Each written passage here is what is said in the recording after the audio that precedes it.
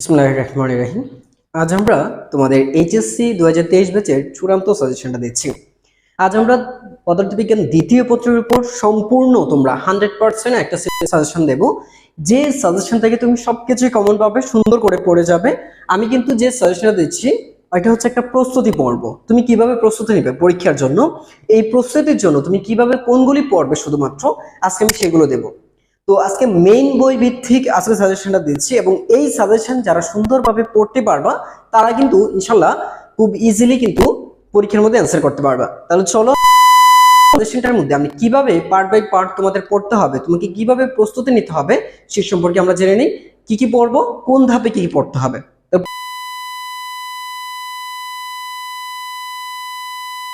তোমার এমসিকিউ পার্টটা চলে আসবে এবং এই সাথে সাথে যেটা হবে তোমার দেখা যাবে তোমার সংজ্ঞা, অর্থাৎ 1 মার্কের প্রশ্নগুলো বা 2 মার্কের প্রশ্নগুলো কিছু চলে আসবে।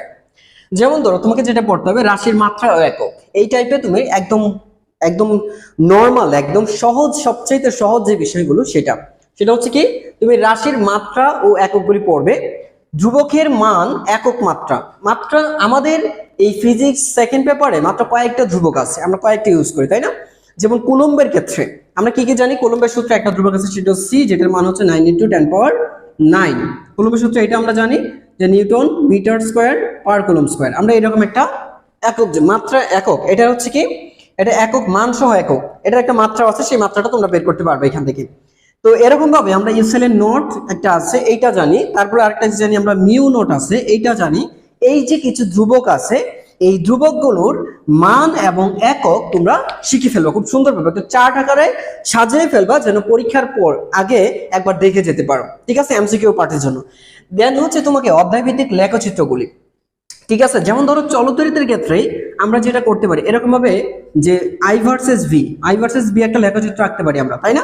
ভি ভার্সেস আই লেখচিত্রটা কেমন হবে, এরকম ভাবে তোমাদের এই সেকেন্ড পেপারে যতগুলি লেখচিত্র আছে, বেশি একটা লেখচিত্র নাই, তোমাদের খুব কমই লেখচিত্র আছে, গ্রাফ আছে। যেমন তাপগতিবিদ্যায় তোমরা দেখবা যে কার্ল ইঞ্জিনের একটা গ্রাফ আছে, হ্যাঁ, কার্ল ইঞ্জিনের বিভিন্ন 4টা ধাপের একটা গ্রাফ আছে, তোমরা দেখেছো, লেখচিত্র দেয়া আছে। তারপর হচ্ছে সেটা হচ্ছে তোমরা দেখেছো সমুষ্ণ প্রক্রিয়া, যে লেখচিত্রগুলি আছে একটু লেখচিত্রগুলি একটু বিশ্লেষণ করা বা দেখবা, ঠিক আছে? এরকম টাইপের। দেন তোমরা দেখবে হচ্ছে অধ্যায়ভিত্তিক বিশেষ ক্ষেত্রগুলি, অধ্যায়ভিত্তিক বিশেষ ক্ষেত্র, এই পার্টটা খুবই ইম্পর্টেন্ট এবং এই পার্টটা সূত্রের সাথে সরাসরি সংযুক্ত। যেমন ধরো তোমরা পদার্থবিজ্ঞানের ভেক্টর অধ্যায় পড়েছো, সেক্ষেত্রে সামান্তরিক সূত্র থেকে শিখেছিল কি P square plus Q square plus 2pq cos alpha. এই যে সূত্রটা আলফার বিভিন্ন মানের উপর সূত্রটা ভিন্ন হয়, তাই না? এইটিগুলো হচ্ছে বিশেষ কেস, যে আলফার মান যদি 0 ডিগ্রি হয় তাহলে সূত্রটা কেমন হবে, আলফার মান যদি 90 ডিগ্রি হয় তাহলে লব্ধি কেমন হচ্ছে, আলফার মান যদি তোমার 120 ডিগ্রি হয়, হ্যাঁ, বা দেখা যায় পি সমান কিউ, দুইটা ভেক্টর সমান হলে পি সমান কিউ, অর্থাৎ দুইটা ভেক্টর সমান এবং মধ্যবর্তী কোণ 120 ডিগ্রি হলে লব্ধির মান কত, এই যে বিশেষ কেসগুলি আছে, এই বিশেষ কেসগুলি। একইভাবে তোমাদের সেকেন্ড পেপারে যদি বলি, যেমন গোলাম হোসেন প্রামাণিক স্যারের বই, আমি আবারও বলছি রবিউল ইসলাম অথবা গোলাম হোসেন প্রামাণিক স্যারের বইয়ের ক্ষেত্রে একদম সরাসরি আমি একদম এক্সাম্পল দিয়ে দিচ্ছি, ঠিক আছে? অথবা তোমরা যদি একটু দেখতে চাও আমি দেখিয়ে দিচ্ছি। যেমন ধরো এখানে দেওয়া আছে স্থির তড়িতে, বলছি পেজ নাম্বার হচ্ছে 97 এবং হচ্ছে 99। একটু ভালো করে লক্ষ্য করে দেখো, আমি 99 এর মধ্যে একটা এক্সাম্পল দেখাচ্ছি। এই হচ্ছে বিশেষ ক্ষেত্র, বলছে থিটার মান 0 হলে, এই যে সূত্র মানে হচ্ছে তড়িৎ দ্বিমেরুর ক্ষেত্রে আমরা বিভবের সূত্র জানি, সেটা হচ্ছে 1/4πε0 p cos θ/2 r²। আচ্ছা, p cos θ/r², এখানে থিটার মান, থিটার ভিন্ন ভিন্ন মানের ক্ষেত্রে বিভবের যে ভিন্ন ভিন্ন মান আসবে সূত্রটা ভিন্ন রূপ হবে। এইগুলো হচ্ছে বিশেষ কেস। তো এই যে বিশেষ কেস 4টা, এখানে 5টা কেস দেয়া আছে দেখো। তো এরকম ভাবে প্রত্যেকটা বই, আমির হোসেন স্যারের বই বলো বা তুমি যে কোনো সেলু স্যারের বই বলো বা জাকারিয়া স্যারের বই বলো, ডক্টর রফিকুল ইসলাম স্যারের বই বলো, ঠিক আছে? তো তুমি যে সকল বই দেখো না কেন সবগুলো বইয়ের মধ্যে এরকম ভাবে বিশেষ কেসগুলো দেয়া আছে বা বিশেষ ক্ষেত্রগুলি দেয়া আছে। এই বিশেষ ক্ষেত্রগুলো খুব মনোযোগ সহকারে পড়বা, কারণ এগুলো খুবই ইম্পর্টেন্ট ফর এমসিকিউ, এমসিকিউ এর জন্য খুবই গুরুত্বপূর্ণ, প্লাস হচ্ছে তোমার সিকিউ তে এগুলো হেল্প করবে ছোটখাটো। আচ্ছা, তো এরকম ভাবে এখানে যেমন ধরো চলতরিতে দেয়া আছে পেজ নাম্বার 179 এবং 180 পেজে দেয়া আছে। যেমন চলতরিতে সমান্তরাল সমবায় থাকলে এখানে বিশেষ কেস আছে যে আর এর মান কেমন হবে, স্মল এর যে আর এর মান স্মল আর এবং ক্যাপিটাল আর, বহির্বর্তনী রোধ এবং যদি তোমার স্মল ছোট যে রোধটা থাকে অভ্যন্তরীণ রোধ, এদের মানের পার্থক্যের কারণে সূত্রটা কেমন দাঁড়ায়। সেটা সমান্তরালে পেয়েছি, আমরা শ্রেণীতেও পেয়েছি। এই যে বিশেষ কেসগুলো দেওয়া আছে বইয়ের প্রত্যেকটা অধ্যায়ে কিছু কিছু বিশেষ কেস দেওয়া আছে, বা জেনে রাখি এরকম ভাবে লেখা থাকে, জেনে রাখি অথবা বিশেষ কেস। এই জেনে রাখি তোমার যে অংশটা, যা জানার বিষয় বা জেনে রাখি অথবা বিশেষ ক্ষেত্র, এই যে তিনটা কথা একই রকম, বিশেষ বিশেষ, এখানে স্পেশাল কিছু অংশ নিয়ে এই কথাগুলোতে আলোচনা করা আছে। তো এইগুলো খুব ভালোভাবে পড়বা, মনোযোগ দিয়ে পড়বা, এগুলো কিন্তু খুব স্পেশাল। তো এই ছিল হচ্ছে আমাদের প্রিপারেশন টাইপ 1। আমরা প্রিপারেশন প্রথম দিকে আমরা কি কি প্রিপারেশন নেব সেটা আমরা দেখলাম। এবার আসবে আমরা সেকেন্ড প্রিপারেশনে। তো এই সেকেন্ড প্রিপারেশনের ক্ষেত্রে আমার যেটা আসবে সেটা হচ্ছে তোমাদের, আমি এই একটা অধ্যায় তুমি কোন অংশগুলো বেশি প্রায়োরিটি দিবা, কি পড়তে হবে তোমাকে, কি পড়তে হবে না। একটা অধ্যায়ের মধ্যে আমি দেখেছি, ধরো তাপগতিবিদ্যা 52টা টপিকস আছে, টপিক সংখ্যা কত 52টা, ছোটখাটো টপিকস মিলে হচ্ছে টোটাল টপিকস আছে হচ্ছে 52। এখন তোমাকে এত টপিকস তো পড়ার সময় নাই ভাই, এত টপিকস পড়ে তুমি প্রস্তুতি নিতে গেলে তোমার চান্স শেষ। এখন যে সময়টা, যারা স্টুডেন্ট খারাপ বা যারা পিছিয়ে আছো, হ্যাঁ, তাদের জন্য হচ্ছে এটা খুবই বেনিফিট এই সাজেশনটা। যারা সামনের দিকে আছো তাদের জন্য প্রিপারেশনটা আরো সহজ হয়ে গেছে। আজকে আমি যে সাজেশনটা দিচ্ছি তোমাদের দেখা যাবে 52টা টপিকস থেকে আমি 5টা টপিকসে নিয়ে আসবো। কয়টা? 5টা টপিকস। এই তাপগতিবিদ্যার এত বিশাল টপিকস রেখে আমরা শুধু 5টা টপিকস নিয়ে আলোচনা করব।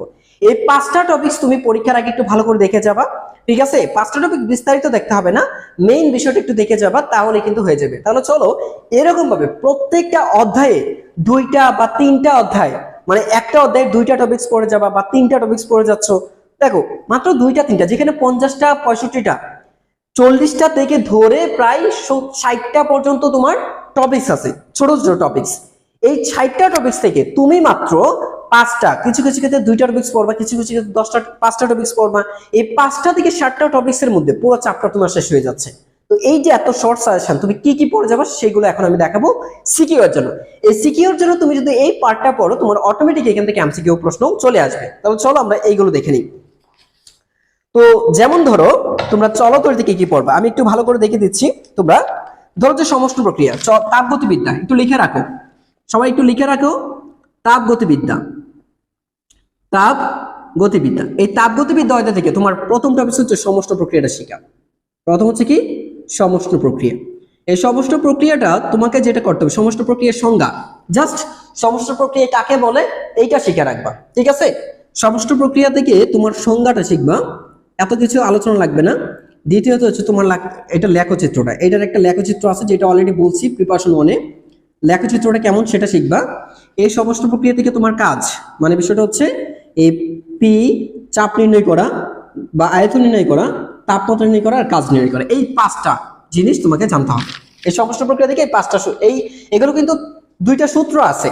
তো তুমি যদি এই সূত্রগুলি জানা থাকে, যেমন ধরো যে আমরা জানি পিভি সমান কি জানি, P1 V1 সমান হচ্ছে আমরা জানি P2 V2 জানি, এরকম জানি, তাই না? তো সমষ্টি প্রক্রিয়া এই যে সূত্রগুলি আছে, অর্থাৎ এই সূত্রগুলি একটু জেনে রাখা, ঠিক আছে? তাপের সাথে একটা সূত্র জানি আমরা, যেমন আমরা একটা জানি P1 V1 বাই T1 সমান P2 V2 বাই কি জানি P2 V2 বাই T2, এই যে এটা জানি আমরা। তো এই যে এইখান থেকে কিন্তু সামগ্রিকভাবে সবগুলো লিখেছে। এই সূত্রটা তোমার যদি মনে থাকে তাহলে এইখান থেকে তুমি লিখতে পারো যে এই যে দেখো এই দুটো হচ্ছে এটা, তো এইটা তো অলরেডি জানো যে এদের সম্পর্কটা কি দেয়া আছে। আর এদের একটা কাজের সূত্র আছে, কাজ হচ্ছে এই যে সমষ্টি প্রক্রিয়া কৃতকাজের যে সূত্রটা, জাস্ট এটা কৃতকাজ নির্ণয়ের সূত্রটা, ঠিক আছে? এইটুকু জানা রাখবা। দ্বিতীয় হচ্ছে এবার তোমার হচ্ছে রুদ্ধতাপীয় প্রক্রিয়া, রুদ্ধতাপীয় প্রক্রিয়া সেম সংজ্ঞা লিখবা, লেখচিত্রটা দেখবা একটু, ঠিক আছে? আর হচ্ছে পিপিটি লেখচিত্র দেখবা, মুখস্থ করার কিছু নাই, লেখচিত্রটা কেমন সেটা দেখবা, ঠিক আছে? আর পিবিটি এক্ষেত্রে চাপের সূত্র আছে, তারপর হচ্ছে এই সূত্রটা দেখবা, এই এটার ক্ষেত্রে শুধু সূত্রগুলি মনে রাখবা। তো এই ছিল হচ্ছে সবচেয়ে গুরুত্বপূর্ণ 2টা টপিকস। এই টপিকস গুলো আমাদের অন্যান্য টপিকসকে সাহায্য করবে। যেমন তোমাকে আরো যেটা শিখতে হবে সেটা হচ্ছে কার্নো ইঞ্জিনের তাপ গ্রাহক ও তাপ উৎস, তাপ ইঞ্জিন। আরেকটা টপিক হচ্ছে তোমার তাপ বা কার্নো ইঞ্জিন, তাপ বা কি শিখবা? এই কার্নো ইঞ্জিন, তাপ বা কার্নো ইঞ্জিন থেকে তোমরা জানো যে এই কার্নো ইঞ্জিনের 4টা প্রসেস আছে একটা, এই 4টা প্রসেসের মুখস্থ করার কিছু নাই, তোমরা এরকম ভাবে দিয়ে এই যে এরকম যেটা জানো তোমরা, ঠিক আছে? তোমরা তো এরকম জানো যে প্রথমে এইভাবে যায়, তারপরে এরকম, তারপরে এরকম, তারপরে এরকম একটা গ্রাফ আছে, ঠিক আছে? একটা লেখচিত্র আছে, এই যে কার্নো ইঞ্জিনের লেখচিত্রটা এটা শিখবা।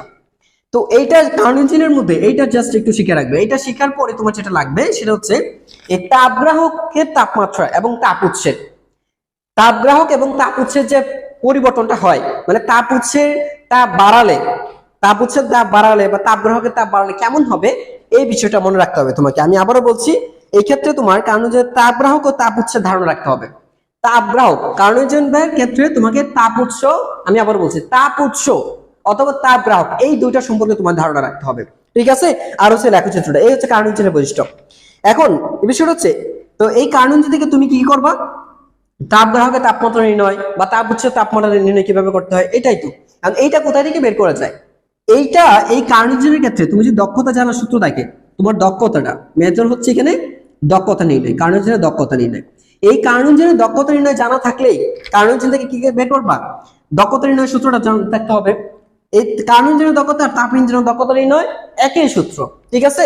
তো তোমার দক্ষতা নির্ণয় জানা, এই দক্ষতা নির্ণয় সূত্রের মধ্যে কিন্তু তোমার তাপগ্রাহকের তাপমাত্রা বের করা যায়, তাপ উৎসের তাপমাত্রা বের করা যায়, এই সবগুলো দেয়া আছে, ঠিক আছে। তারপরে তোমার এই এই তাপ ইঞ্জিনে কিন্তু একই জিনিস, এন্ট্রপিটা।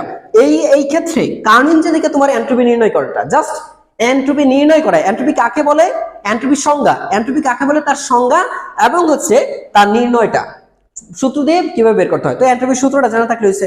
এন্ট্রপির তো সূত্র আমরা ডিএস জানি, তাই না? আমরা জানি কি যে ডিএস মানে কি কিউ বাই টি, এই যে সূত্রটা। তো এই সূত্র কার্ন ইঞ্জিন থেকে এই সূত্র ব্যবহার করে, কার্ন ইঞ্জিনে দুইটা, একটা তাপগ্রাহক থাকে, একটা তাপ উৎস। আরেকটা কোথায়, তাপ ইঞ্জিনেও কিন্তু একই জিনিস, তাপ ইঞ্জিনেও একটা তাপ উৎস থাকে, একটা তাপগ্রাহক থাকে। তো তাপ ইঞ্জিনিক বলবো কার্ন ইঞ্জিন বলবো, একইভাবে দুইটা থেকে আমরা এই সূত্র ব্যবহার করে কি করব, এখান থেকে আমরা চাইলে তাপ নির্ণয় করতে পারবো, চাইলে তাপমাত্রা নির্ণয় করতে পারবো, চাইলে এন্ট্রপিটাও নির্ণয় করতে পারবো। এবং এইখান থেকে তুমি একটা কথা জাস্ট শিখতে হবে তোমাকে, যে কার্ন ইঞ্জিন প্রত্যবর্তী নাকি অপ্রত্যবর্তী। তো আমরা জানি এইখান থেকে তুমি যে এন্ট্রপিটা বের করবা, এই এন্ট্রপিটা যদি জানা থাকে, বুঝতে পারছো, এই এন্ট্রপিটা জানা থাকলেই তো তোমার হয়ে যাচ্ছে যে এন্ট্রপির নির্ণয় শিখতে পারলেই তো একটা কথা বলে দিলে হবে। যদি এন্ট্রপি শূন্য আসে, কার্ন ইঞ্জিনে দেখি, কার্ন ইঞ্জিন বা তাপ ইঞ্জিনের ক্ষেত্রে যদি দেখি এন্ট্রপি শূন্য হয়ে গেছে, তাহলে এটা প্রত্যবর্তী। আর যদি দেখি এন্ট্রপি শূন্য হয় নাই, তাহলে এটা হবে অপ্রত্যবর্তী। এই জন্য তোমাকে প্রত্যবর্তী প্রক্রিয়া বা অপ্রত্যবর্তী প্রক্রিয়া পড়ার দরকার নাই, জাস্ট একটা কথা মনে রাখতে হবে, এন্ট্রপি শূন্য হলে প্রত্যবর্তী, এন্ট্রপি শূন্য না হলে এটা অপ্রত্যবর্তী ইঞ্জিন, ঠিক আছে, এই কথাটা। তাহলে দেখো, আমি তোমাকে এই বিষয়টার মধ্যেই সমগ্র অধ্যায়ের কনসেপ্ট চলে আসবে, তুমি যদি একটু মাথার মধ্যে চিন্তা করতে পারো।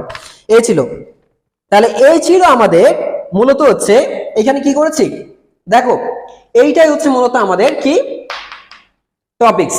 তো আমরা পেয়েছি কি, এখান থেকে আমরা পড়বো হচ্ছে সমষ্টি প্রক্রিয়া পড়বো, রুদ্ধতাপীয় প্রক্রিয়া, সমষ্টি প্রক্রিয়ার সংজ্ঞা, লেখচিত্র, কাজ এবং চাপ টাপ নির্ণয়টা, সূত্রগুলি মনে রাখবো, ঠিক আছে। আর সমষ্টি প্রক্রিয়ায় চাপ, তাপ, আয়তন নির্ণয় এবং কাজ নির্ণয়, এই চারটা সূত্র মনে রাখবো। তো সমষ্টি প্রক্রিয়ায় চারটা সূত্র, রুদ্ধতাপীয় প্রক্রিয়ায় চারটা সূত্র থেকে ম্যাথ বেশিরভাগ আসবে। এর আগে কি না আছে এত কিছু পড়ার দরকার নেই, ঠিক আছে। আর তাপ ইঞ্জিন বা কার্ন ইঞ্জিনের ক্ষেত্রে আমরা যেটা করবো, তাপ ইঞ্জিন বা কার্ন ইঞ্জিন থেকে তুমি দক্ষতা নির্ণয় করবা, এন্ট্রপি নির্ণয় করবা, দক্ষতা নির্ণয় করবা, এন্ট্রপি নির্ণয় করবা। আর এছাড়া এইখান থেকে তুমি চাইলে বের করতে পারবো হচ্ছে যে এখান থেকে তুমি তাপগ্রাহকের তাপমাত্রা নির্ণয় করতে পারবা, তাপ উৎসের তাপমাত্রা নির্ণয় করতে পারবা, তাপ নির্ণয় করতে পারবে, এগুলো, ঠিক আছে। এন্ড ফাইনালি একটা কথা মনে রাখবা, তাপগতিবিদ্যার প্রথম সূত্রকে সমর্থন করে কিনা, এই প্রশ্নটা তোমরা একটু দেখে নেবা। তাপগতিবিদ্যার প্রথম সূত্রকে সমর্থন করে কিনা, এইটার জন্য তোমাকে বেশি কিছু জানতে হবে না, জাস্ট তোমরা জানো যে তাপগতিবিদ্যার প্রথম সূত্রকে সমর্থন করবে কিনা। যে প্রশ্নটা দেয়া থাকবে, এই প্রশ্ন থেকে তুমি শুধুমাত্র প্রমাণ করে দিবা যে ডিকিউ ইকুয়াল টু হচ্ছে ডিডব্লিউ প্লাস হচ্ছে ডিইউ, অর্থাৎ এই মোট সরবরাহকৃত শক্তি বা বর্জিত শক্তি হবে কাজ এবং অভ্যন্তরীণ শক্তি সমষ্টির সমান। জাস্ট এটা দেখাইতে পারলে হয়েছে। একটা সৃজনশীল প্রশ্ন থেকে অভ্যন্তরীণ শক্তি আর তুমি যদি কৃতকাজ বের করে দেখাও যে সরবরাহকৃত শক্তি বা বর্জিত চাপ শক্তির সমান, তাহলে কিন্তু এটা তাপগতিবিদ্যার প্রথম সূত্রকে সমর্থন করবে। তো এই ছিল আমাদের তাপগতিবিদ্যার রিলেটেড কি কি তুমি পড়বা সেগুলো। এবার আসি আমরা স্থির তড়িতে। তো স্থির তড়িতে তুমি কি কি পড়বা দেখো।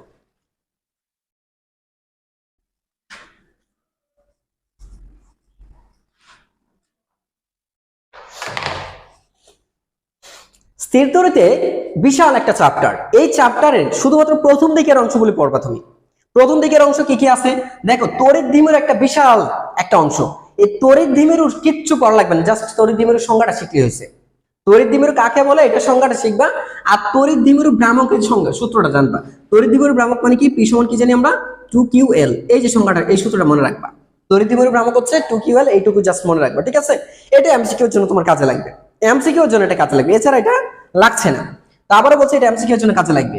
এখন তোমাকে কি কি শিখতে হবে দেখো, তোমার বেসিক যে সূত্র আছে কুলম্বের সূত্র, আমরা জানি F is equal to 9 into 10 power 9 q1 by q2 by r square, অর্থাৎ কুলম্বের সূত্রটা শিখবা, কুলম্বের সংজ্ঞা এবং সূত্র। কুলম্বের সংজ্ঞা এইখান থেকে তুমি কুলম্বের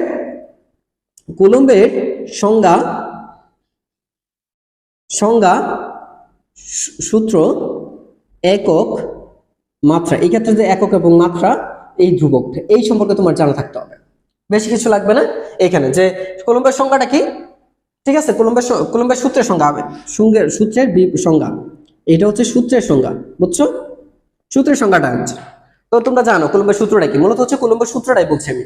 কুলম্বের সূত্র জানবা, আর এখানে কুলম্বের সূত্রের সংজ্ঞা, আর হচ্ছে কি এটা সমীকরণটা, এটা হচ্ছে কি সমীকরণ কি জানি আমরা তো জানো যে এটা হচ্ছে একটা সমীকরণ, বা এটাও সূত্র ধরা যায়। আচ্ছা, মাত্রা, এটার মাত্রাটা কি আছে, বলের মাত্রা কি, এই সূত্রে এই ক্ষেত্রে মাত্রা বলতে বলের মাত্রাটা কি, মাত্রা ধ্রুবক আছে এখানে, এটার একক মাত্রা, এটার একক এবং মাত্রা জানবা।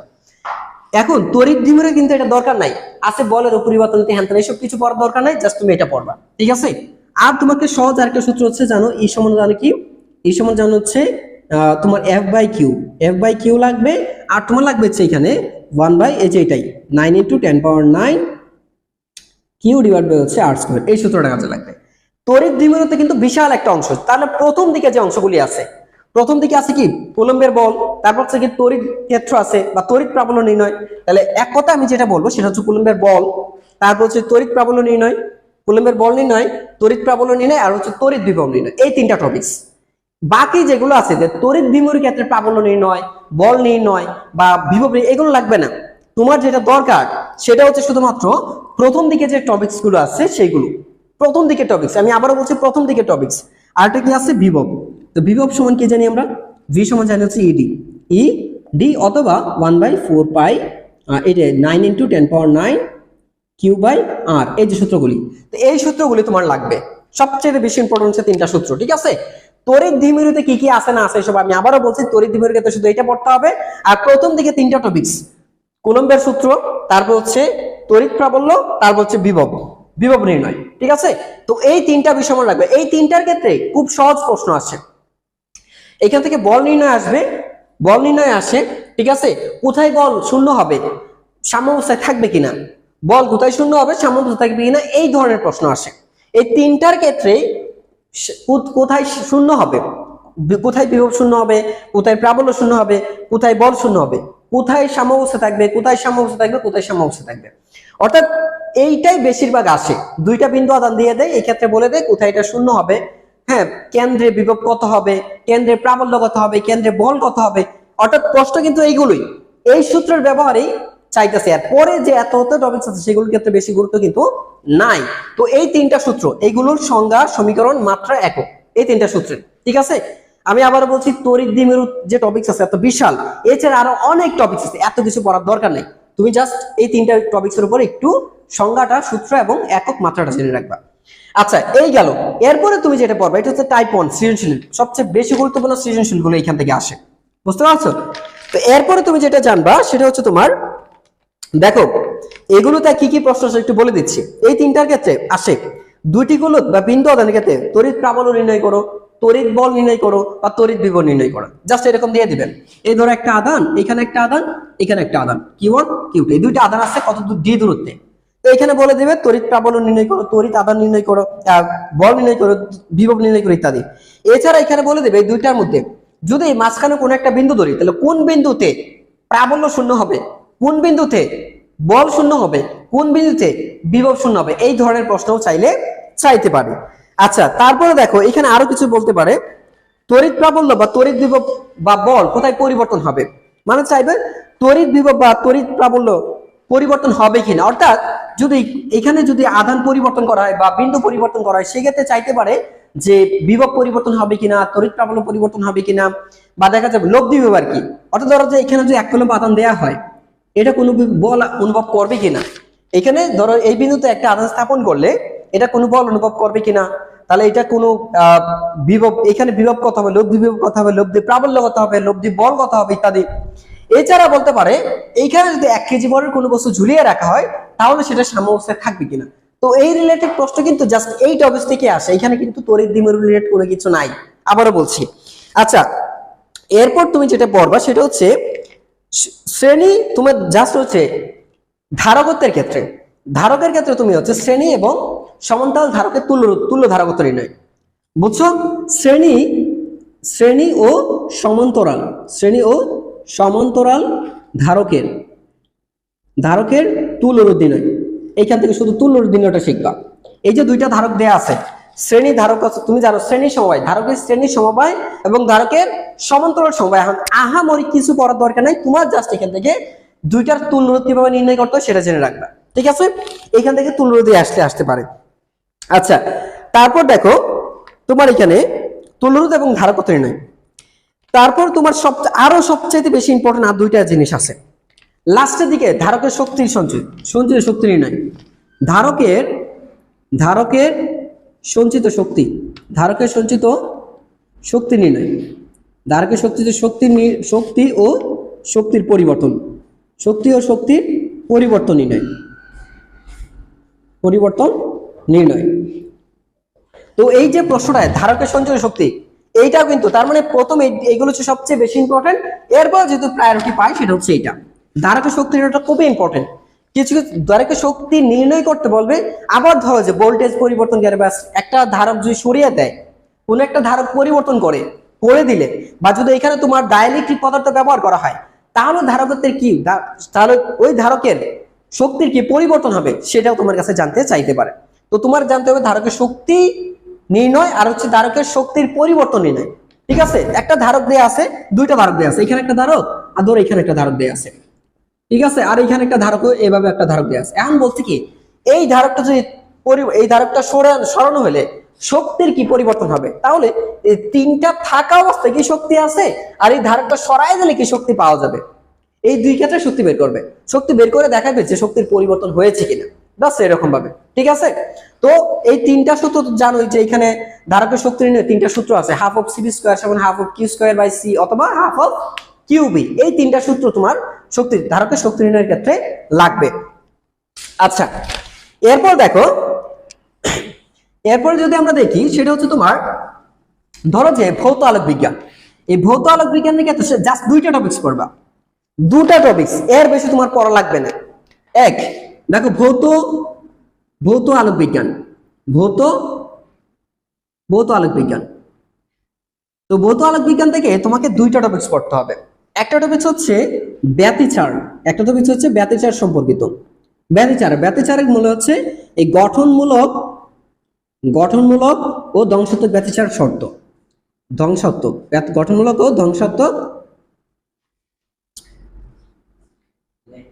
ধ্বংসাত্মক ব্যতিচারের, দেখো ব্যতিচারের শর্ত ও বৈশিষ্ট্য, ওটা জানা রাখবা, ঠিক আছে? শর্ত বৈশিষ্ট্য এটা। তারপর হচ্ছে তোমার ইয়াং এর ডিচির পরীক্ষা, সবচেয়ে বেশি ইম্পর্টেন্ট ব্যতিচার হচ্ছে ইয়াং এর ডিচির পরীক্ষাটা, এইখানেই সব আছে, ডিচির পরীক্ষা এইটা পড়লেই হয়ে যায়।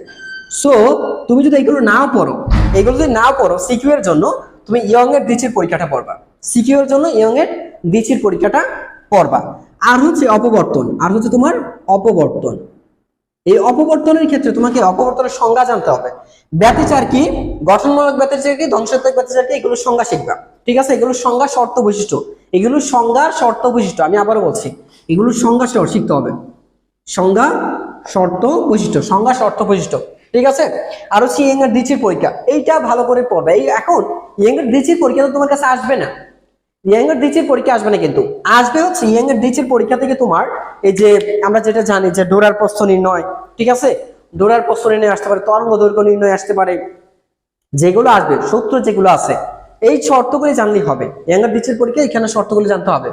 আর হচ্ছে অপবর্তনের ক্ষেত্রে তুমি শিখবে হচ্ছে একক চিরের ধরনে অপবর্তন, এটা শিখবা, অপবর্তন এটা। তবে অপবর্তন দুই প্রকার, সেক্ষেত্রে তুমি একটু শিখে রাখবো যে ফ্রনহোফার শ্রেণীর অপবর্তন আর হচ্ছে ফ্রেনেল শ্রেণীর অপবর্তনের সংজ্ঞা দুইটা, সংজ্ঞা এবং বৈশিষ্ট্য। অপবর্তন কাকে বলে, অপবর্তন কত প্রকার, অপবর্তন সংজ্ঞা, অপবর্তন কাকে বলে, অপবর্তনের সংজ্ঞা দুইটা, একটা হচ্ছে মানে প্রকার, একটা ফ্রনহোফার আর একটা হচ্ছে ফ্রেনেল শ্রেণী। এই দুইটার সংজ্ঞা এবং বৈশিষ্ট্য শিখে রাখবে। তাছাড়া তুমি পড়বে হচ্ছে একক ছেড়ের ধরনের অপবর্তন, অর্থাৎ এক কথায় যদি আমি বলতে চাই তাহলে তোমাকে ব্যতিচার এবং অপবর্তন এই দুইটা টপিক সুন্দরভাবে পড়তে হবে। এর আগে এবং পরে কি আছে সেগুলো রিভিশন দেওয়ার দরকার নাই, এগুলো রিভিশন দেওয়ার দরকার নেই। এই ক্ষেত্রে আরেকটা বিষয় আছে, তুমি সেটা বলবা, সেটা হচ্ছে দেখো, সেটা হচ্ছে তোমার পয়েন্টিং ভেক্টর। এই পয়েন্টিং ভেক্টরের সংজ্ঞা, পয়েন্টিং ভেক্টরের সংজ্ঞাটা শিখবা। সংজ্ঞা ও সূত্র, সংজ্ঞা শিখতে হবে এখানে। পয়েন্টিং ভেক্টরের সংজ্ঞা ও এককটা জেনে রাখবা। বুঝতে পেরেছো? তাহলে এই ছিল তোমার ভৌত আলোক বিজ্ঞানের ক্ষেত্রে তুমি কি কি পড়বা সেই সাজেশনটা, এর বেশি তোমার পড়ার কোনো প্রয়োজন নাই। তারপর দেখো এত বিশাল একটা অধ্যায়কে তুমি কিভাবে ছোট করতে পারো। এই যে দেখো, ব্যতিচার, অপবর্তন আর হচ্ছে পয়েন্টিং ভেক্টর, তিনটা টপিকস পড়তেছো, এর বেশি কিন্তু পড়ার এখানে দরকার নাই রিভিশন দেওয়ার। এখন আমরা চলদরিতে আসি, চলদরিতে কি কি পড়বো। তাই চলদরিতার ক্ষেত্রে তোমাকে আগে থেকে বলে রাখি, এই ক্ষেত্রে যে সার্কিট গুলো আছে, সার্কিট গুলো কিন্তু নবম দশম শ্রেণীর সার্কিট।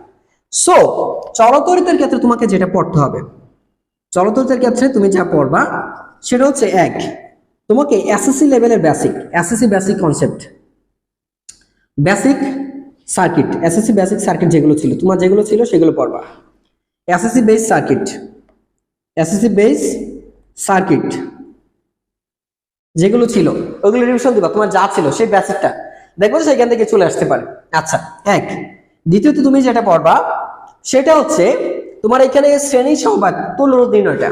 তোমার এখানে যেটা দরকার সেটা হচ্ছে স্পেশাল ভাবে যেটা দরকার সেটা হচ্ছে হুইটস্টোন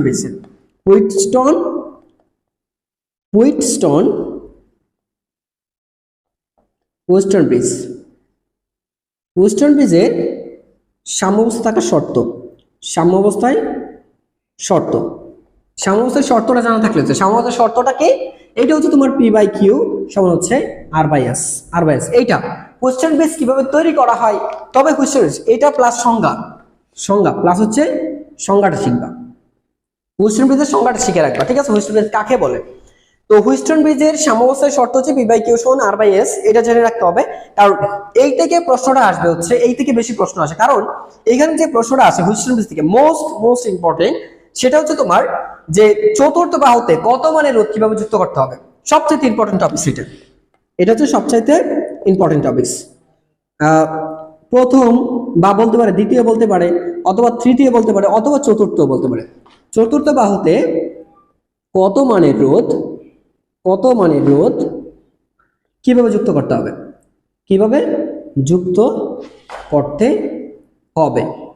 এই যে কিভাবে যুক্ত করতে হবে গাণিতিকভাবে বিশ্লেষণ করো, এইভাবে তোমাকে বলে দিবে। তাহলে তোমার কাজ হচ্ছে এই যদি প্রথম বলে তাহলে প্রথম বাহুটা এইটার কাজ করতে হবে, তুমি এই ধরনের সৃজনশীল দেয়া আছে, আর এইটা কিভাবে করবা সেগুলো সমাধান যারা চাও আমি সেটা সৃজনশীল প্রশ্নের উত্তর দিয়ে দেবো।